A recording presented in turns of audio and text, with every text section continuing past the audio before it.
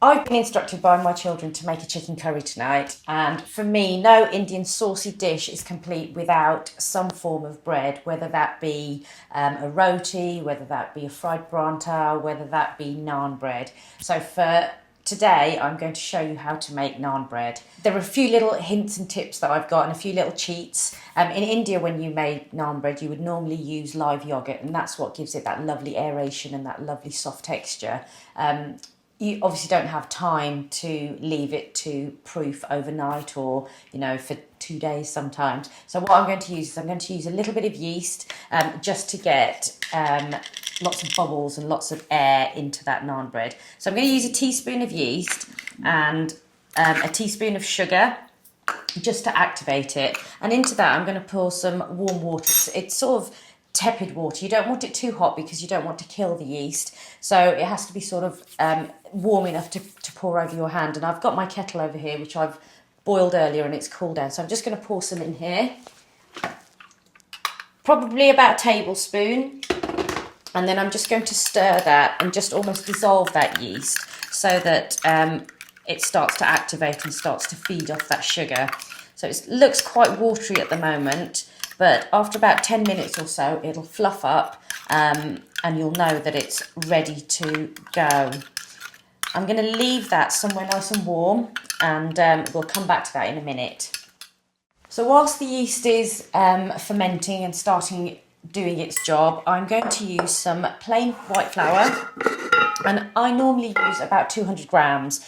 200 grams will probably give you about 4 to 5 naan breads, and that's a very rough estimation of 200 grams. So into that we're going to put a little bit of salt, just for a bit of seasoning.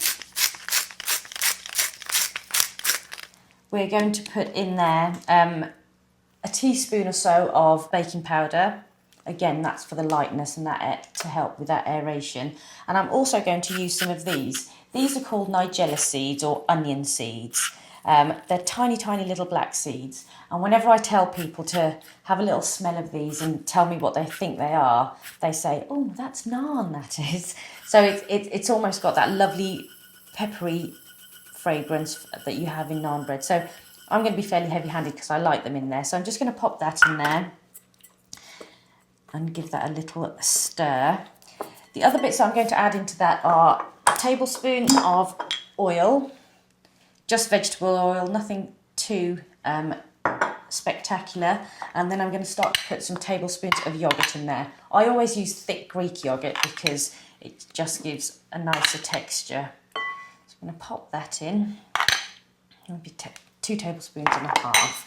And before I put my hands in there, I'm just going to go and check my yeast, and I'll bring that back over, and hopefully it'll be nice and bubbly and all lovely and aerated. There we go. So that's what we're looking for, lovely bubbles. I'm going to pour that in, and that's what's going to help to lift the lovely naan bread. Okay. So once you've got all of your ingredients in there, I'm just going to use one of my hands and I'm going to start to bring that dough together. There we go. If it's too wet, you can add a little bit more flour. If it's too dry, I always put a little bit of milk in. So I've got some ready just in case I need it, but I'm just going to see how it feels first and see what kind of a texture I get, and then I'll make that decision later. There we go. So what you're aiming for is for everything to start to come away from the bowl. It feels a little bit wet to me, so I'm going to add a little bit more dry flour into there. Just sprinkle it in, and then again, just work that to bring it all together. There we go. It should have a really nice springy texture, fairly soft. You don't want it to be too wet because you're going to want to roll this out later on. Once it's all come together, just get those last bits off your hands and your fingers. I might get a little bit more flour and just rub that in. There we go. This is a lovely dish to do with the children because they love getting their hands in, and they love to, anything to do with bread and cakes, they love all of that. So it's a really nice one to do with the children.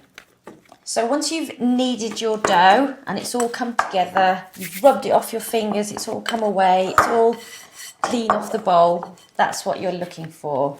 You're looking for a really lovely, soft, springy texture. It's not sloppy, it's not sticky. And what we're going to do with that is we're just going to leave that in the bowl. I'm going to put a little bit of oil on top and then I'm going to cover it in cling film and leave it somewhere warm. Put a little dab of oil over the top of it. All that does is it just stops it from drying out whilst it's sitting and proofing. So I'm going to just dab that and then I'm just going to wash my hands and we're going to finish up. So the dough is ready to go. I'm going to cover that in some cling film and I'm going to leave it somewhere nice and warm and hopefully it'll at least double in size, if not get even bigger. Ideally, I would leave it for an hour. Longer, the better. Sometimes I leave it overnight, but whatever you want to do really. But what you're looking for is lovely bubbles and lovely aeration in there. So we'll do that and we'll come back to it later.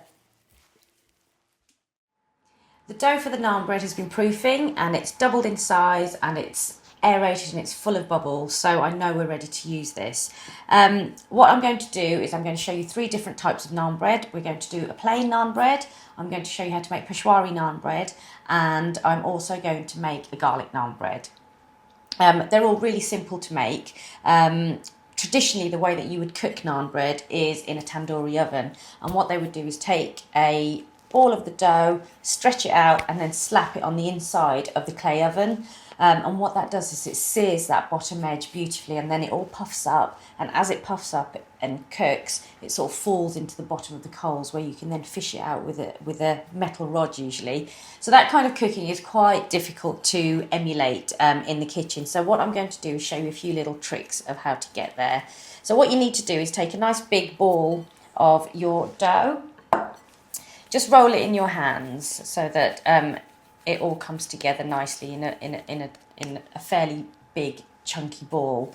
We're going to use a little bit of flour just for dusting so that we can roll it out. Now when you see the professionals doing this, it's pretty impressive. So they don't use a rolling pin, they just fling it in the air and they throw it across the room and they stretch it out and pull it out, and it's lovely to see.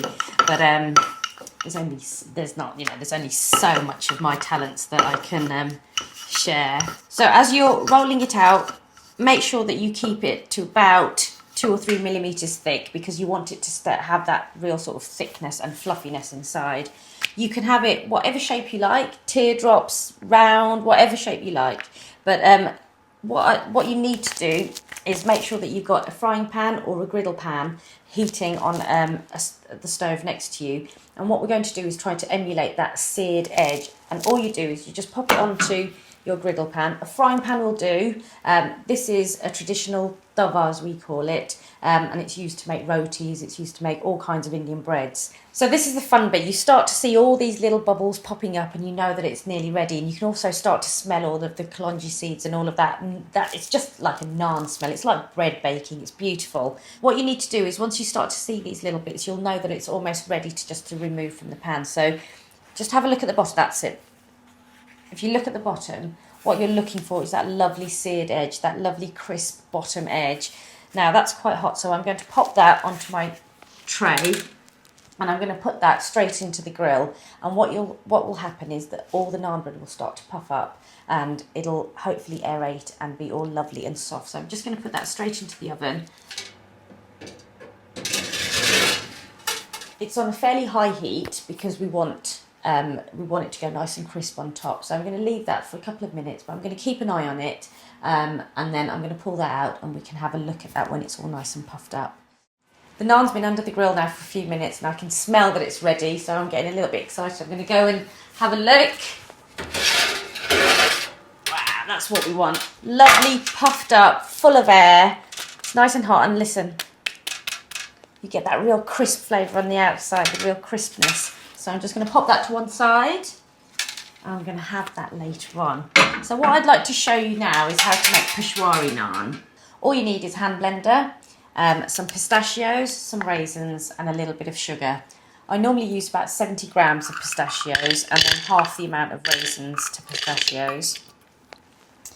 And all you want to do is just blitz that until you get almost like a sandy, grainy texture. So just give that a blitz.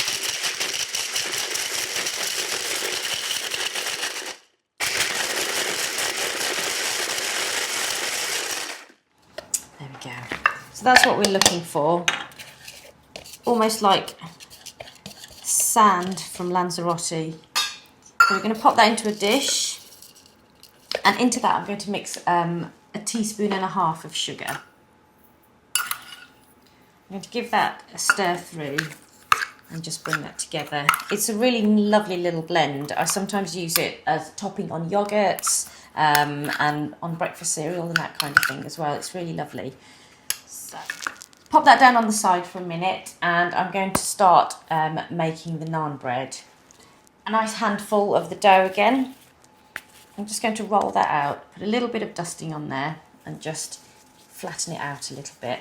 And then what I want to do is stuff that lovely sweet sand into the naan bread. So I'm just going to take almost like a pinch full. And what you want to do is just fold in the naan bread so it all sticks together and holds that lovely filling inside. Can be a little bit tricky, but just take your time and push it in. There we go. And then flatten it out. Give it a little bit more of a dusting and then we'll start to roll it. There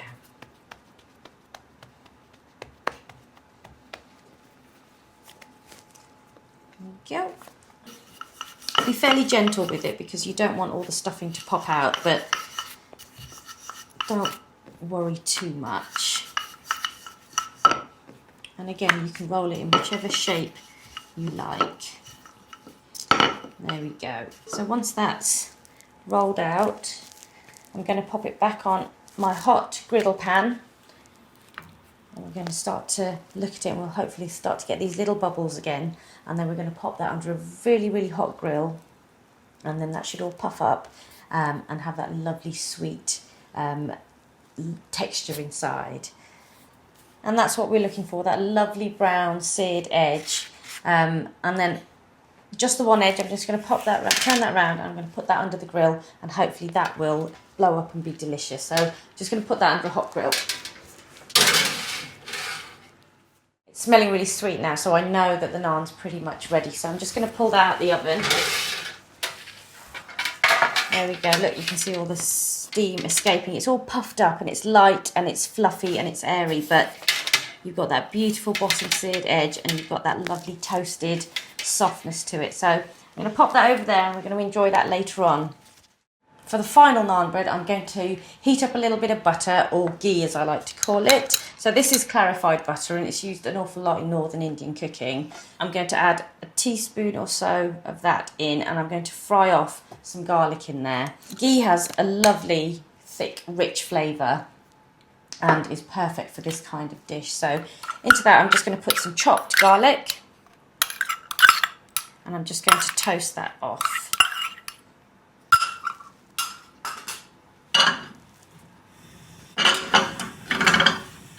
It doesn't need much cooking, we just want to lose all the raw flavours from it.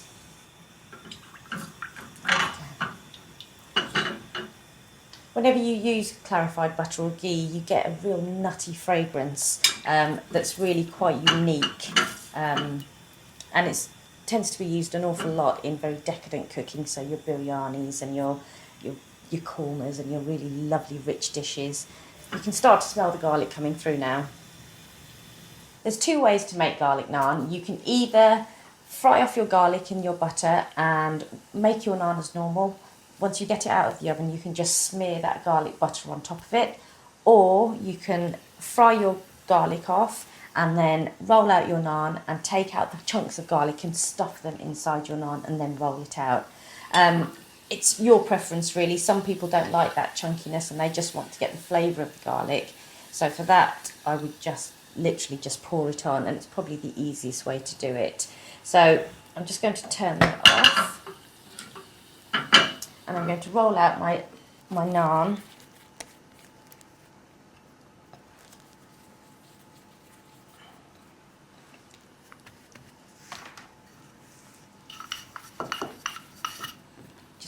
bit. And then we're just going to pop in some of that toasted garlic into the middle.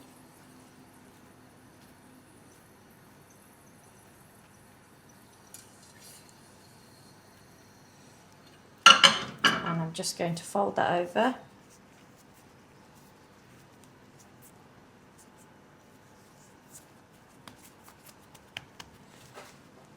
Dust it again and with a little bit more flour.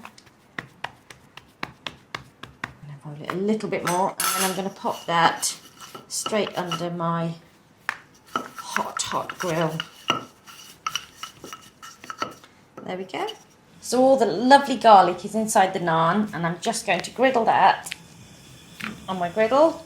Again, same principle. Once it's lovely and seared on the bottom, I'm going to transfer that to my oven tray and to pop that under the grill for a couple of minutes. It won't take long. So it's starting to bubble up now, which means that it's hopefully looking lovely and seared on the bottom. So I'm just going to get my tray ready. Oh, there we go. That's what you're looking for, that beautiful seared bottom edge. And it's all lovely and toasty. I can smell the garlic coming through, so I'm just going to pop that on there. And I'm going to put it under the grill, a very hot grill, just for a couple of minutes until it's all puffed up and it's light and it's airy and it's lovely. So what I have kept is the butter, and I'm going to use that butter to smear all over the top of it once it's ready. It's a lovely garlicky smell now, so I'm just going to go and pull it out of the oven. Look at that. There we go.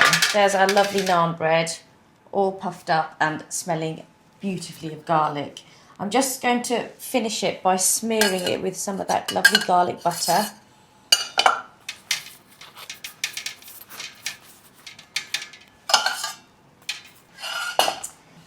And there we have it. We've got 3 different types of naan bread.